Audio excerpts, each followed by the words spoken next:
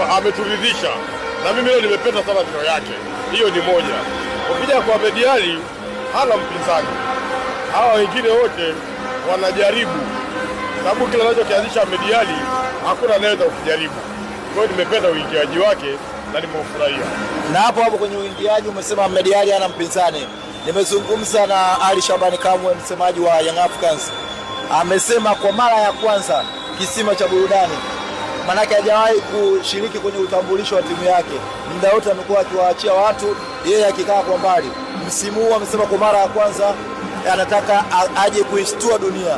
Unafikiri ataweza? Kwa maana ni msemaji mzuri, amefanya makubwa ndani ya kitengo chake, lakini kuja kutambulisha na akashtua kweli dunia, unadhani anaweza? Kila mtu atatambulisha kutokana na nafasi yake. Kila mtu atambulisha kutokana na nafasi yake. Lakini nafasi aliyotumia Ahmed Ally mimi nimeikubali. Hiyo ni moja. Alafu mbili, mimi sioni kama atakuwa na jipya sana.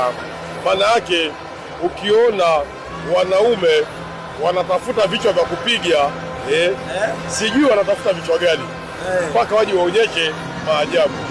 Nilikuwa nataka niwaulize, je, wanataka tuwape vichwa gani? Maana wanaume wana vichwa viwili. Bwana Kamwe, unaulizwa na babako, unataka kichwa gani? Lakini wanaume wana vichwa viwili. Mimi nimpe kichwa gani?